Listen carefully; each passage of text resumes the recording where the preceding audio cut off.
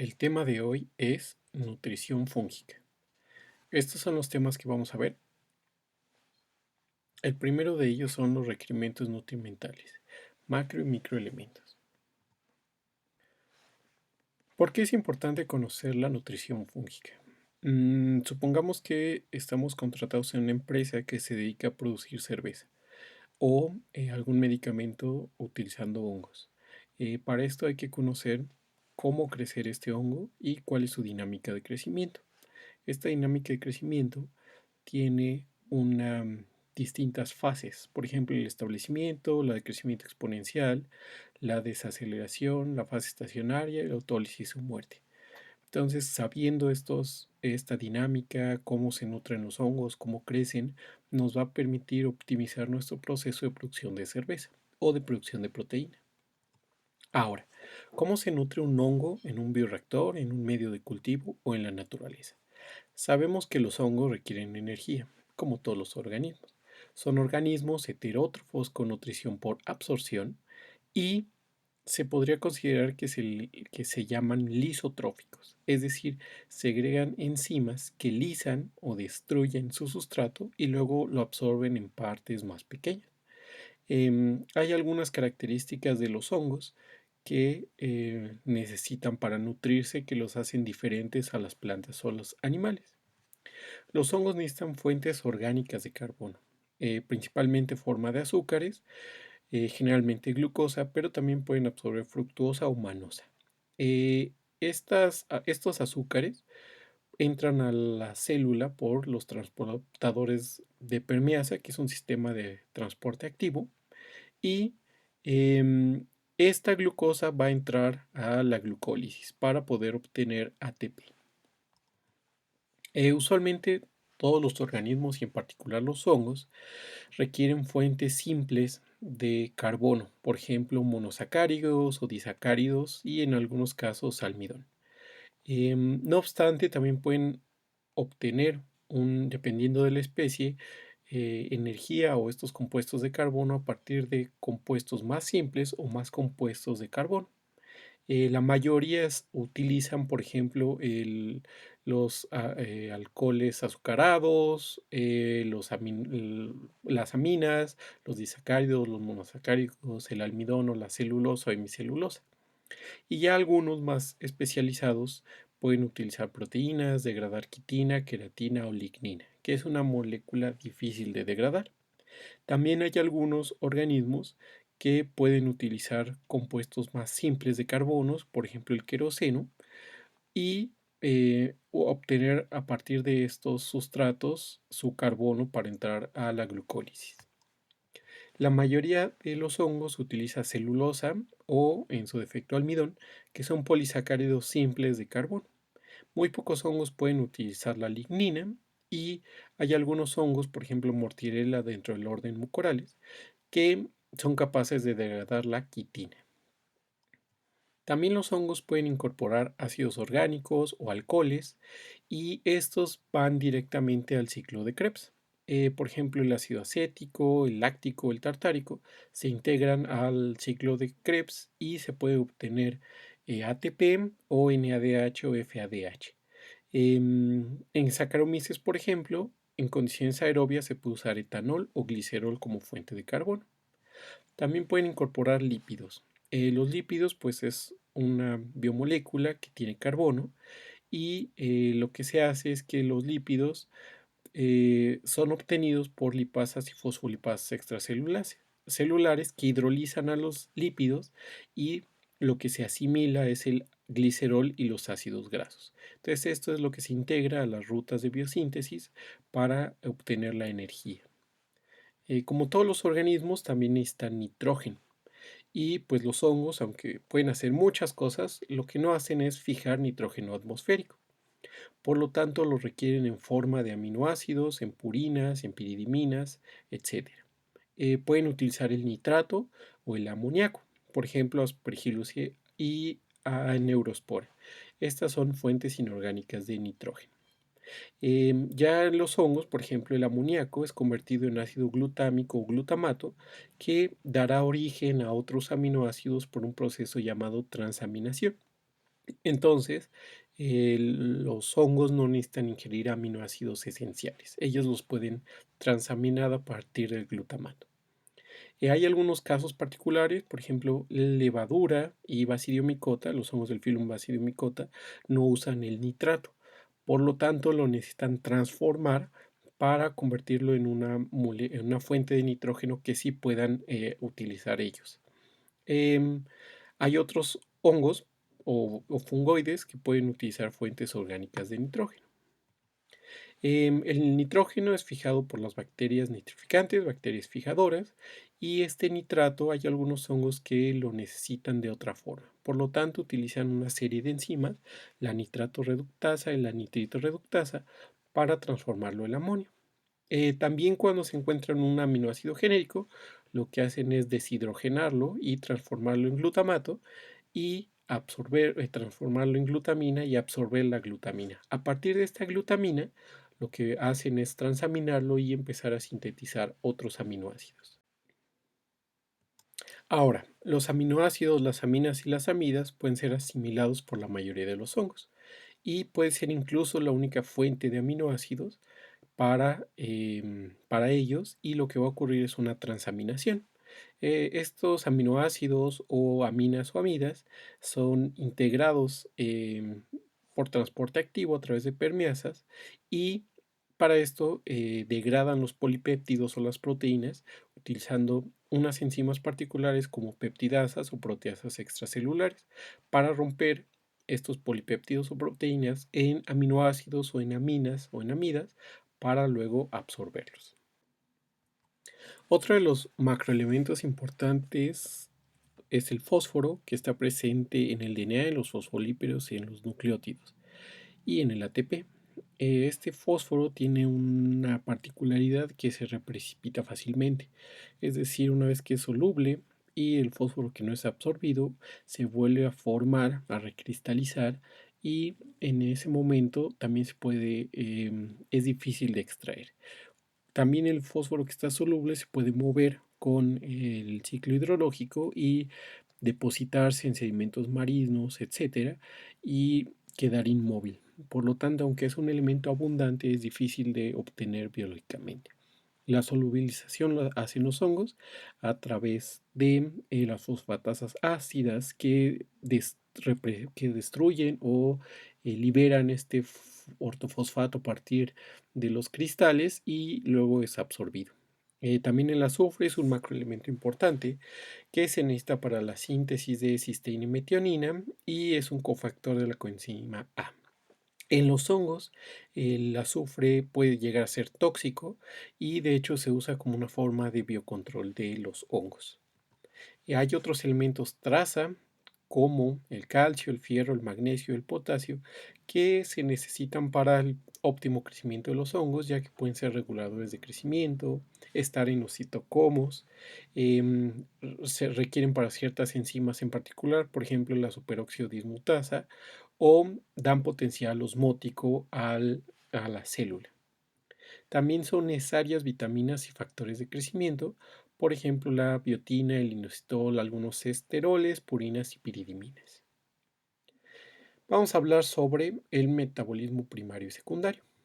Hay dos tipos de metabolismo. El metabolismo primario son las transformaciones químicas involucradas en el crecimiento, desarrollo y reproducción, mientras que el metabolismo secundario son transformaciones químicas que no se conoce o no están involucradas en el crecimiento, desarrollo y reproducción. Por ejemplo, en un metabolismo primario es el ciclo de Krebs, la glucólisis y la fosforilación oxidativa. Esto está involucrado directamente en el crecimiento y en la reproducción. La glucólisis es una ruta de biosíntesis en la cual se transforma la glucosa en moléculas de ATP que almacenan en sus enlaces químicos energía y que puede ser utilizada en distintos otros procesos. Algunos en presencia de oxígeno, el subproducto de la glucólisis, por ejemplo el piruvato, se transporta hacia la mitocondria, donde entra al ciclo de Krebs y se siguen produciendo aparte de ATPs, otras moléculas que son aceptores finales de electrones, por ejemplo el NADH o el NAD o el FADH. Estos se van a ocupar en la cadena de transportes de electrones como proveedores de un electrón para impulsar esta cadena de transporte de electrones que va a permitir la síntesis de ATPs. La glucólisis o la ruta de las pentosas es cuando se absorbe una glucosa o se modifica una molécula, por ejemplo, una fructosa, para romperla y almacenar la energía que está en estos enlaces en formas de ATP. Se obtienen algunos productos, por ejemplo, el ATP y el NADH, a través de esta ruta con algunas enzimas involucradas. No obstante, cuando hay ausencia de oxígeno, se metaboliza esta glucosa sí en piruvato, pero se pueden producir dos moléculas, por ejemplo el lactato o el etanol, que tienen unas rutas de biosíntesis en ausencia de oxígeno. El ácido pirúvico, piruvato, cuando no hay oxígeno se activa la deshidrogenasa del ácido pirúvico que nos va a producir acetaldehído y CO2, y posteriormente este acetaldehído, ocupando un NADH que ya se produce, y el alcohol de hidrogenasa nos va a producir nos va a producir etanol y NADH+, que se vuelve a reusar en la glucólisis para poder obtener estas moléculas, para rehacer el ciclo de la glucólisis. Por ejemplo, en la levadura, este es un ejemplo de todo el metabolismo en ausencia de oxígeno, donde la glucosa entra por un transportador de exosas, entra a la ruta de la glucólisis y se empieza a transformar los compuestos en piruvatos, y al no haber oxígeno se activan estas enzimas que lo van a transformar en acetaldehído y luego etanol. Este etanol pues es un metabolito tóxico que es excretado por la misma levadura hacia el medio donde está creciendo, igual que el CO2, y se reutiliza el NAD para continuar obteniendo dos moléculas de ATP por cada molécula de glucosa como rendimiento neto. No obstante, cuando sí hay oxígeno, pues el piruvato entra al ciclo de Krebs que ocurre en el lumen de la mitocondria, donde esta ruta de ácidos van a estar transformando el piruvato en acetilcoenzima A y en una serie de ácidos por transformaciones bioquímicas que van a dar como productos finales algunas moléculas de ATP y también algunas moléculas de NADH o NADPH o FADH2, que se van a utilizar en la cadena de transportes de electrones. Por lo tanto, el rendimiento de energía de una molécula de glucosa en presencia de oxígeno es bastante fuerte cuando se oxida completamente.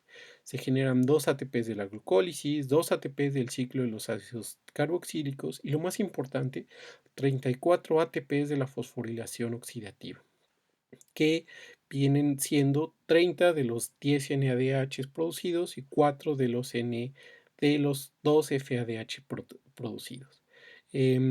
Por lo tanto, de una molécula de glucosa, si no se ocupara para nada más, obtendríamos 38 ATPs teóricos. Pero este rendimiento es diferente o menor porque algunos de estos intermediarios se utilizan para otras rutas metabólicas. Ahora, hay algunas rutas que solamente pueden funcionar con glucosa o una serie de pasos bioquímicos que solo requieren como sustrato inicial la glucosa. Entonces, ¿cómo se regenera a partir de otros sustratos? Para esto entra nuestra vieja conocida, la gluconeogénesis.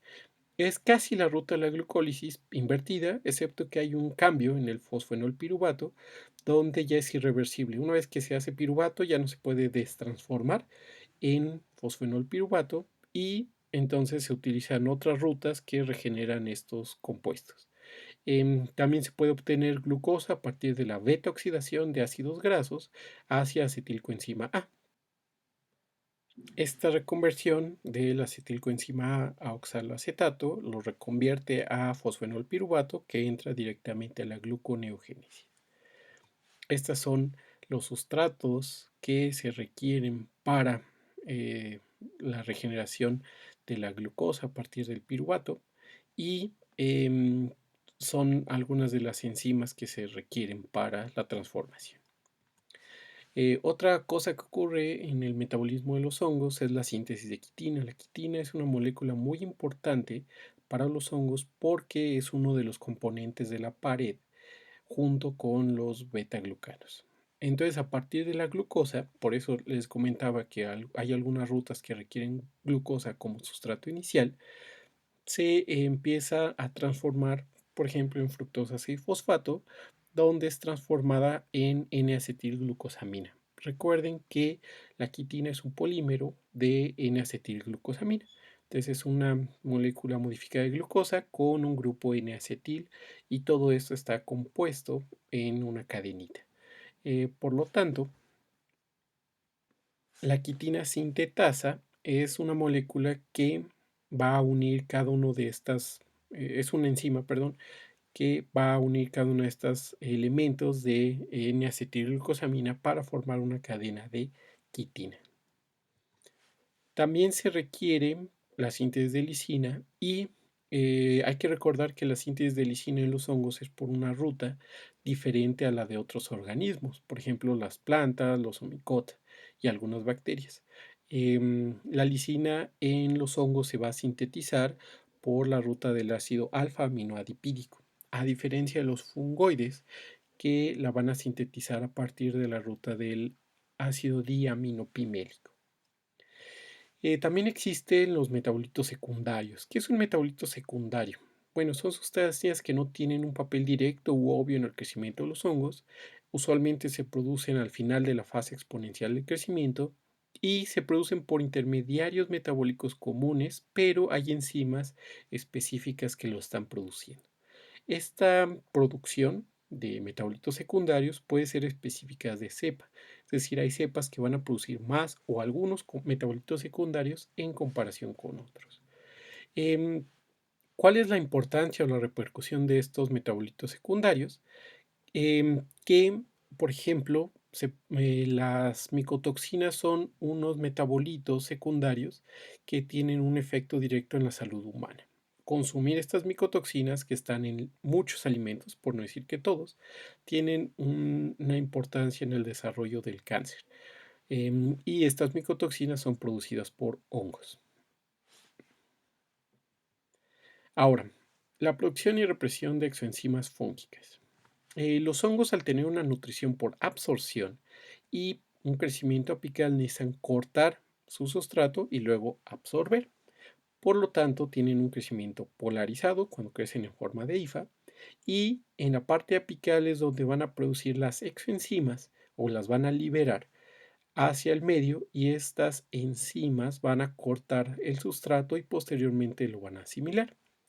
Por lo tanto, en una IFA tenemos distintas zonas que hacen distintas funciones. La zona apical, la zona de absorción, la zona de almacenamiento y la zona senescente. Entonces, en el retículo endoplasmático, los ribosomas traducen a proteínas y el RNA mensajero hacia el lumen de este retículo. Aquí se van a transformar, principalmente ocurren glicosilaciones y van a ser transportadas por el aparato o enviadas por el aparato de Golgi después de ser transformadas hacia el Spitzenkörper. Luego siguen este recorrido hacia el Spitzenkörper, donde van a ser excretadas y van a cumplir su función, ya sea ensamblar la quitina o cortar el sustrato. En este diagrama observamos que las exoenzimas son liberadas en la parte apical. Posteriormente, los restos que generan estas exoenzimas tienen que ser absorbidos y estos van a estar siendo absorbidos en la zona de absorción, que está justo debajo de una placa de actina que está en la parte apical y ahí es donde van a van a absorber los nutrientes o los fragmentos de los sustratos que cortaron las exoenzimas. Los van a incorporar en vesículas y las van a utilizar en distintos procesos del metabolismo. Entonces es muy importante para los hongos que sentir su ambiente. Y hay distintas proteínas que van a estar indicándoles a los hongos distintas condiciones ambientales. Por ejemplo, intensidad de luz, tipo de fuente de carbono, si hay otras especies, fuente del nitrógeno, el pH, el estado de redox y la concentración de iones de fierro.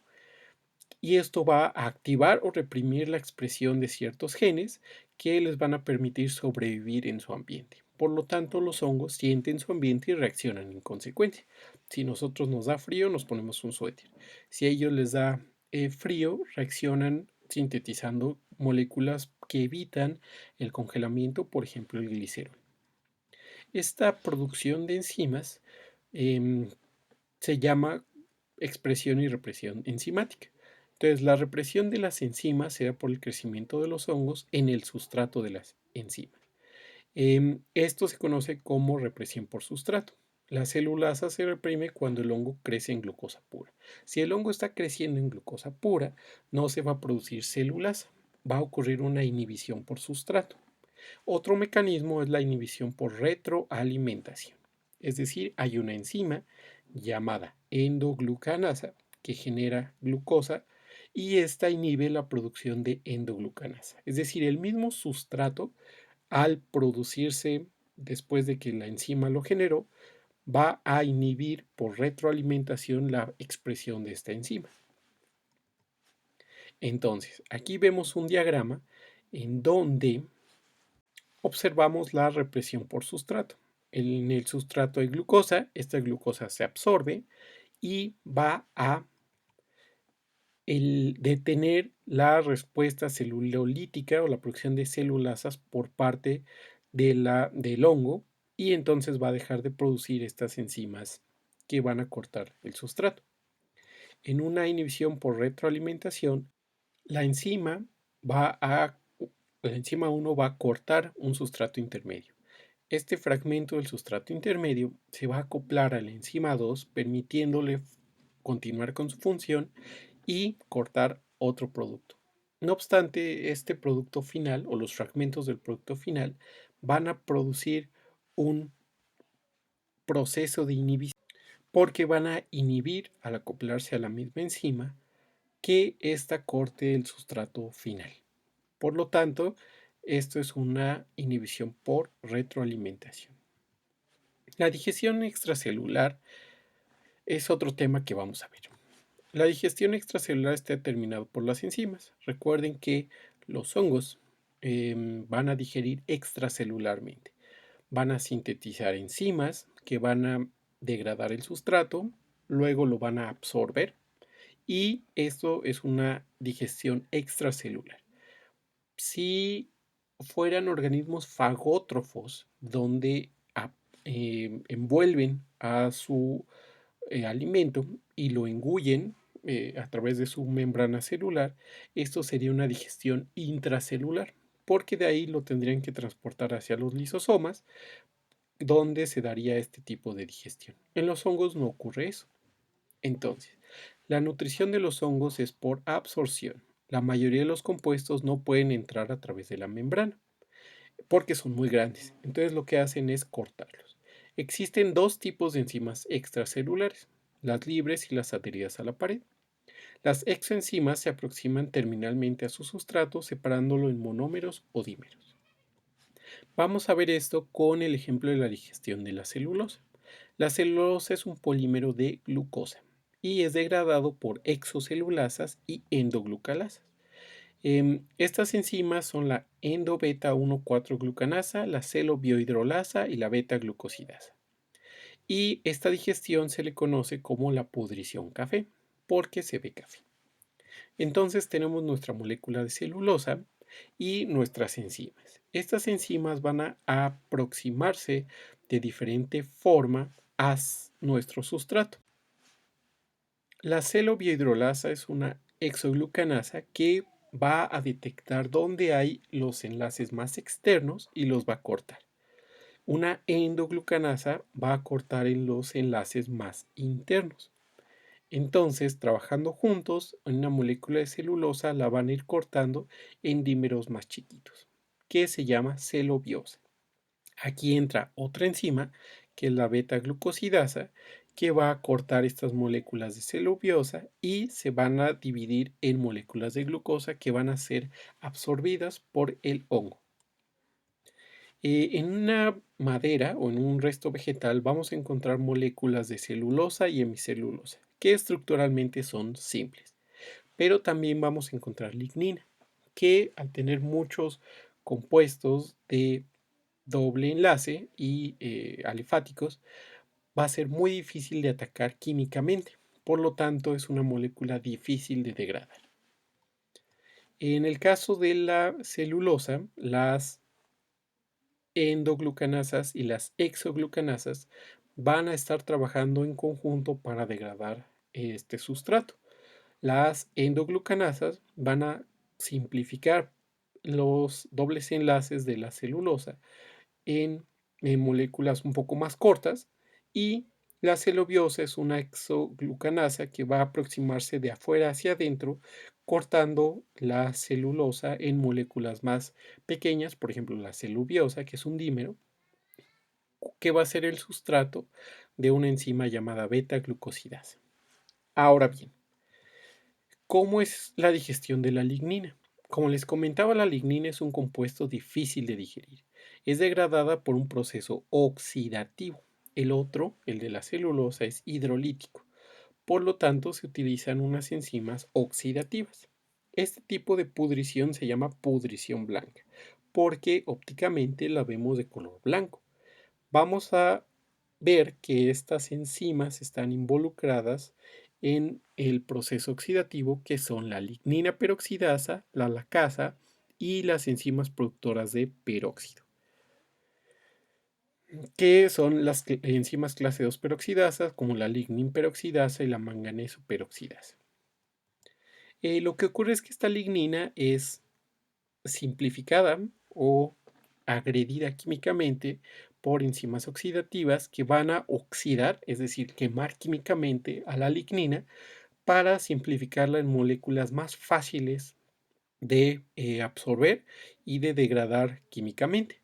Por lo tanto, las lignina peroxidasa, las manganeso peroxidasas, las lacasas van a deshacer estos dobles, oxidar estos dobles enlaces para hacer la molécula de lignina más simple de ser degradada por otras moléculas.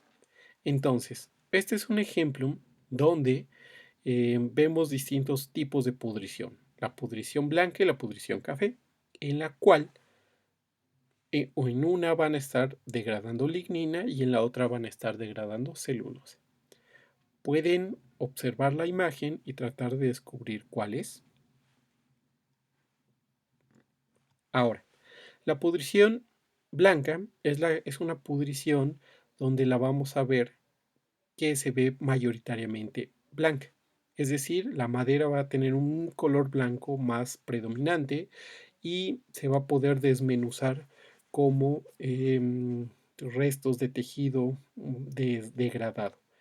En cambio, en la pudrición café, donde se come la celulosa y la hemicelulosa, al ser degradado por las endoglucanasas y exoglucanasas que tienen un sitio de acción más específico, vamos a ver que tienen un color 1, café, porque se están degradando la celulosa y la hemicelulosa, y lo que estamos viendo ópticamente es la lignina, y que va a tener un patrón cúbico de desintegración, en el cual vamos a ver esta ruptura de los sitios específicos de las endoglucanasas.